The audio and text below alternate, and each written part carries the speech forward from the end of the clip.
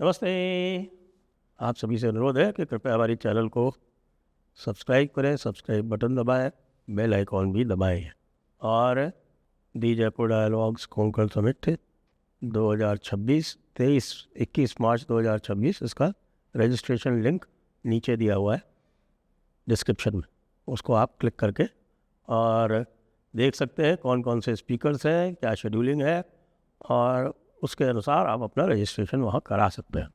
तेल और गैस इस समय पूरी दुनिया जो है तो तेल और गैस के चक्कर में पिटी हुई है, पूरी दुनिया पिटी हुई है। वो जो हमारे ट्रम्प अंकल जो है वो बड़ी ज़ोर ज़ोर से बोल रहे हैं कि साहब कि हमें बहुत फ़ायदा हो रहा है, उनकी भी जो पब्लिक है वो भी पिटी हुई है और बहुत नाराज़ है, बहुत रुष्ट है कि क्या है कि हमारे जो है वो दाम बढ़वा दिए। हमारे ट्रम्प अंकल ऐसा ही करते हैं, वो ये कहते हैं कि पैसे उनके एक्सचेकर में आ रहे हैं, यानी कि उनकी ट्रेजरी में पैसे आ रहे हैं, लेकिन जो ट्रेजरी में पैसे आ रहे हैं वो पब्लिक से ही लिए जा रहे हैं, चाहे वो टैरिफ हो और चाहे अब ये तेल के दाम हो। भारत अकेला ऐसा देश है, इस समय ये बताया जा रहा है कि भारत अकेला ऐसा देश है संभवतः पूरे विश्व में जहाँ तेल के दाम बढ़ाए नहीं गए। मैं गल्फ़ कंट्रीज़ की बात नहीं कर रहा हूँ, ओके। गल्फ़ कंट्रीज़ तो वो अलग ही फुटिंग पे है, वो तो खुद ही प्रोड्यूसर्स है और जो उनका जो प्रोडक्शन कॉस्ट है उससे भी कम पे तेल बेचती है, उनकी बात नहीं कर रहा। लेकिन जो शेष विश्व है उसमें सभी जगह तेल के गैस के दाम बढ़े हैं, भारत को छोड़कर। भारत में गैस के दाम अलबत्ता बढ़े हैं क्योंकि गैस की भारी कमी हो गई। गैस की भारी कमी क्यों हो गई? गैस की भारी कमी इसलिए हो गई क्योंकि रस लफान नाम का जो एक टर्मिनल है, गैस टर्मिनल, ये नॉर्थ गैस ऑयल फील्ड है कतर की, वहाँ पर तो वो रस लफान टर्मिनल बंद करना पड़ा कतर को, क्योंकि उसके ही साथी ईरान ने उस टर्मिनल पर आक्रमण कर दिया। ईरान की जो पोजीशन है या जो उनकी टैक्टिक है वो बिल्कुल स्पष्ट है। वो जानते हैं कि वो हथियारों से ये जंग नहीं जीत सकते, तो उन्होंने इकोनॉमिक वॉरफेयर शुरू कर दिया है, स्ट्रेट्स ऑफ हॉर्मुज़ को बंद करके। जहाँ तक भारत की बात है साहब, तो भारत सफलतापूर्वक अपने 3 कार्गो, एक क्रूड ऑयल का और 2 एलपीजी के, वहाँ से निकाल लाया है। और ये आप देखिए कि 1-1 लाख टन से ऊपर के कार्गो हैं, तो एक महीने भर का तो काम हो गया। जो शॉर्टेज एक्सपेक्ट की जा रही थी वो निपट गई उस तरह से। और बाकी जो है आगे भारत ने रशिया से तेल और गैस ले लिया है। तेल की तो कोई प्रॉब्लम ही नहीं, तेल की तो बिल्कुल कतई कोई प्रॉब्लम नहीं है, क्योंकि भारत में हमेशा एक्सेस कैपेसिटी रही है। पिछले 10 सालों से एक्सेस कैपेसिटी क्यों रही है? क्योंकि हम एक्सेस ऑयल लेते हैं, उसको रिफाइन करके फिर बेचते हैं। यूक्रेन का जब युद्ध हुआ था तो उसमें बड़ा फ़ायदा हुआ भारत को, क्योंकि यूक्रेन में समस्या के कारण जो तेल की आवश्यकता थी और रशिया के तेल और गैस पर सैंक्शन लगाए जा रहे थे, तो भारत रशिया से तेल खरीदता था। उससे पहले नहीं खरीदता था, रशिया से तेल खरीदा यूक्रेन के युद्ध के बाद में, जम के खरीदा। 40% तक जो हमारी रिक्वायरमेंट है, हमारी रिक्वायरमेंट लगभग 5 मिलियन बैरल्स पर डे है। अब इस 5 मिलियन बैरल्स में लगभग 1 मिलियन बैरल पर डे हम खुद प्रोड्यूस करते हैं, 1 मिलियन से थोड़ा सा कम, और बाकी जो है वो उसको इंपोर्ट करना पड़ता है। भारत लगभग 85% अपनी आवश्यकता का इंपोर्ट करता है। इस 85% इंपोर्ट में से लगभग 10 से 15% जो है वो रिफाइन करके वापस एक्सपोर्ट करता है। तो अपनी खुद की ज़रूरत का 30% लगभग मान लीजिए इतना इंपोर्ट करता है, तो 20% लगभग स्वयं का उपयोग करता है, बाकी 80% इंपोर्ट करता है। तो ये स्थिति कब तक चलेगी? जहाँ तक भारत का प्रश्न है, आज से 1 महीने बाद स्थिति जो है वो संभवतः पूरी तरह से सामान्य हो जाएगी, क्योंकि तब तक जो कार्गो, गैस के कार्गो, खासतौर से जो एलपीजी और एलएनजी के जो गैस के कार्गो हैं, जो यूएस से कॉन्ट्रैक्ट किए गए हैं, वह यूएस वाले कार्गो को यहाँ पहुँचने में 40-45 दिन लग जाएंगे, और जो रशिया वाला कार्गो है उसको भी 15-20 दिन तो लगेंगे ही लगेंगे। तो इसके बाद से ये स्थितियाँ जो है वो पूरी तरह से सामान्य होनी आरंभ हो जाएंगी। ये अवश्य है कि इनके दाम हमें इस समय जो कि पूरी जो विश्व मार्केट है उसमें दाम बढ़ गए, तो इसके दाम जो है वो बढ़े हुए हैं। लेकिन यहाँ भी क्योंकि भारत के पास बफर है पेट्रोल के दामों के लिए, तो पेट्रोल के दाम मुझे तो कम से कम 1-2 महीनों तक बढ़ते नहीं दिख रहे। और यदि 1-2 महीनों तक ये युद्ध चल गया तो विश्व की अर्थव्यवस्था की कमर तो टूटनी ही टूटनी है। यूएस की भी अर्थव्यवस्था की कमर टूटेगी ही टूटेगी, क्योंकि वो अर्थव्यवस्था केवल ट्रेजरी की बेसिस पे नहीं है। ट्रेजरी में तो जब उनके अगर पैसा आएगा तो ट्रेजरी से वो ये कह सकते हैं कि भाई उनकी $40 ट्रिलियन की डेफिसिट है वो 39 ट्रिलियन हो जाएगी, इससे अधिक कुछ नहीं होगा। लेकिन पब्लिक जो है वहाँ की उसको बहुत अधिक झेलना पड़ेगा, क्योंकि भाई कैपिटलिस्टिक अर्थव्यवस्था है, कोई सब्सिडी तो देती नहीं सरकार।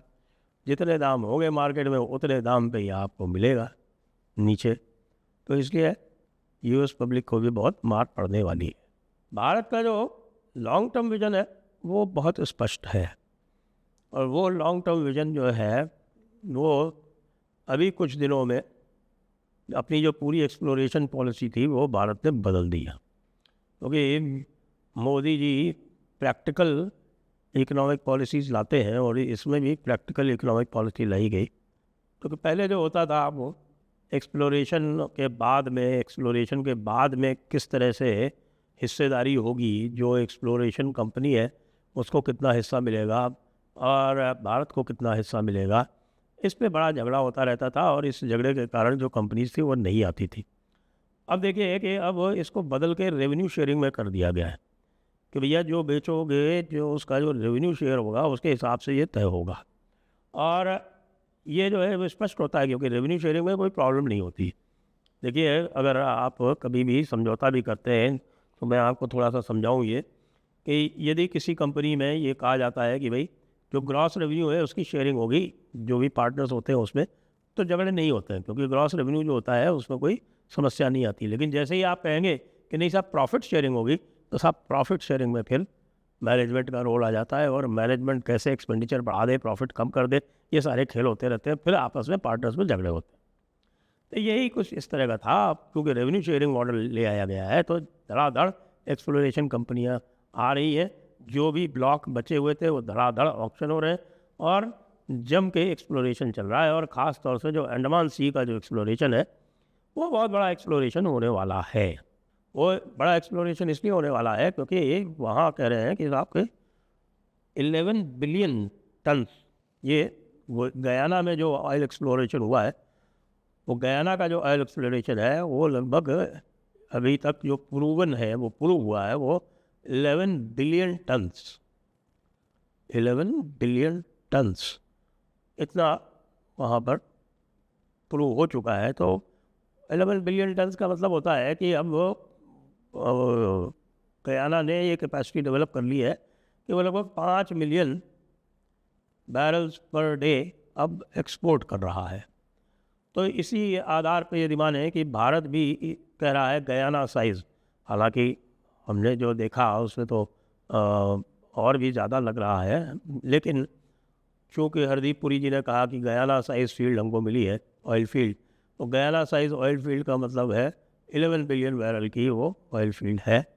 तो 11 बिलियन टन्स की, तो 11 बिलियन टन्स का मतलब ये है कि भारत भी वहाँ से अभी जो हो रहा है production less than 1 million barrels per day, जो कि पूरा का पूरा भारत में ही कंज्यूम हो जाता है, तो फिर वो 5 से 6 मिलियन बैरल पर डे तक चला जाएगा। तो भारत की जो पूरी आवश्यकता है वो उसी तेल से पूरी हो जाएगी, और उसी में से कुछ एक्सपोर्ट भी हो जाएगा, कुछ बाहर से लाके कुछ एक्सपोर्ट हो जाएगा।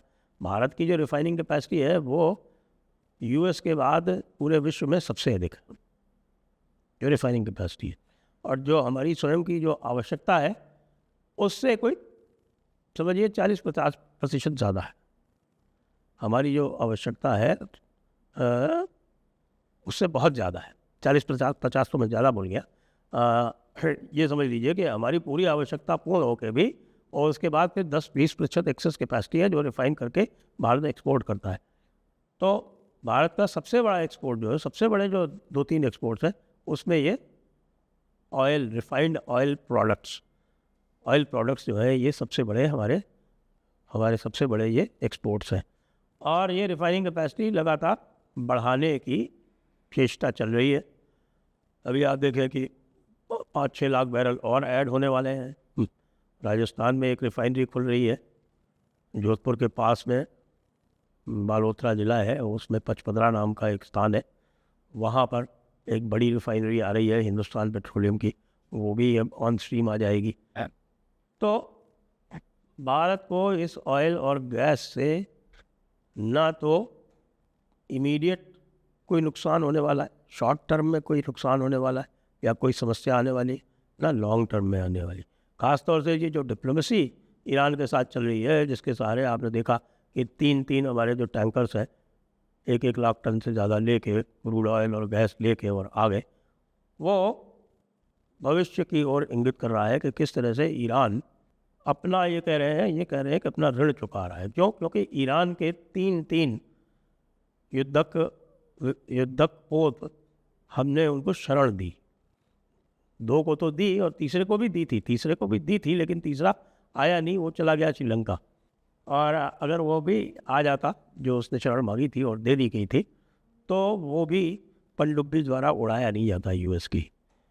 तो इसलिए ईरान जो है वो इस मामले में कृतज्ञता का भी परिचय दे रहा है। जब उसने कहा कि भी भारत के जो टैंकर्स हैं उनको वो अलाउ करेगा, तो वो इसी कारण है कि साहब हमने उनके जो जहाज़ हैं उनको यहाँ पर शरण दी। ये बड़ा कारण है, इमीडिएट कारण है, मोटे मोटे कारण तो और भी हैं।